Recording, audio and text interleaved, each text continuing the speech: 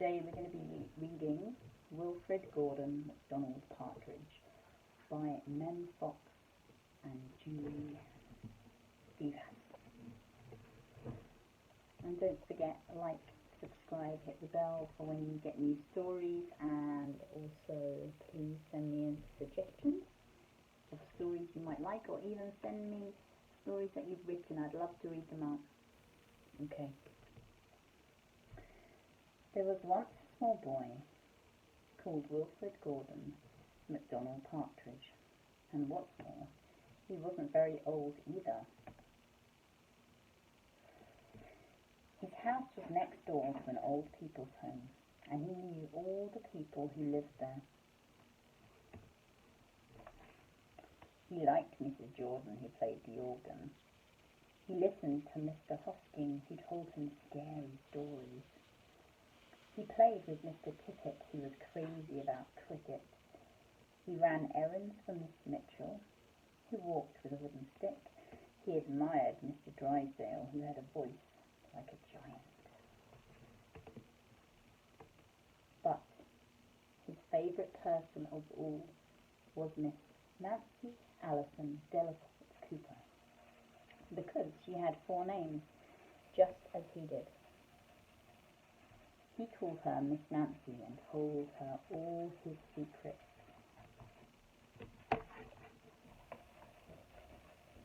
One day, Wilfrid Gordon heard his mother and father talking about Miss Nancy. "Poor old thing," said his mother. "Why is she a poor old thing?" asked Wilfrid Gordon. "Oh, because she's lost her memory," said his father. "Isn't it surprising?" said his mother. And it's not surprising, after all she's 96. "What's a memory?" asked Wilfrid Gordon. He was always asking questions. "It's something you remember," said his father. But Wilfrid Gordon wanted to know more. So he called on Mrs. Jordan, who played the organ. "What's a memory?" he asked. "Something warm, my child. Something warm." He called on Mr. Hosking, who told him scary stories. "What's a memory?" he asked. "Oh, something from long ago, me lad, something from long ago."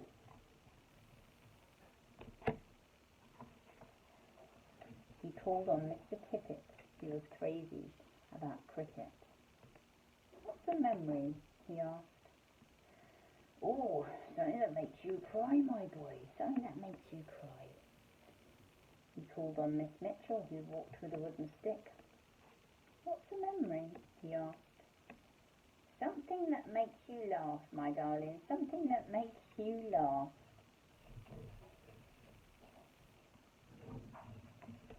He called on Mr. Drysdale, who had a voice like a giant. "What's a memory?" he asked.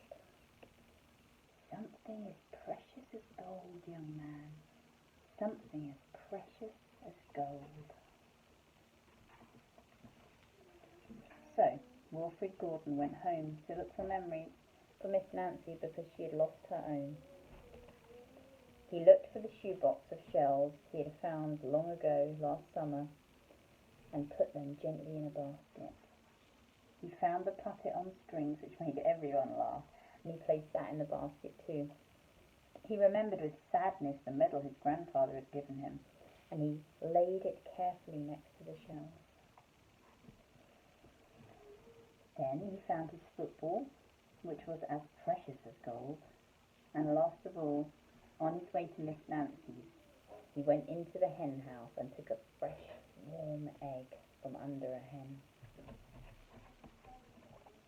Then Wilfrid Gordon called on Miss Nancy and gave her each thing, one by one. "What a dear, strange child to bring me all these wonderful things," thought Miss Nancy. Then she started to remember. She held the warm egg and told Wilfrid Gordon about the tiny speckled blue eggs she had once found in a bird's nest in her aunt's garden. She put the shell to her ear and remembered going to the beach by tram long ago, and how hot she felt in her button-up boots. a medal and talked sadly of the big brother she loved who had gone to war and never returned.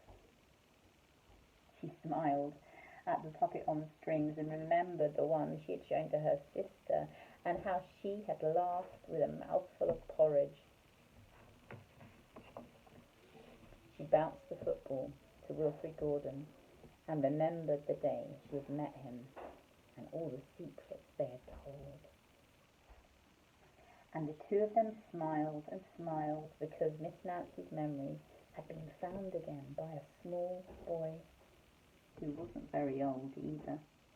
The power of children, eh? I hope you enjoyed that. If you did, please like, subscribe, write a comment and send in so much love.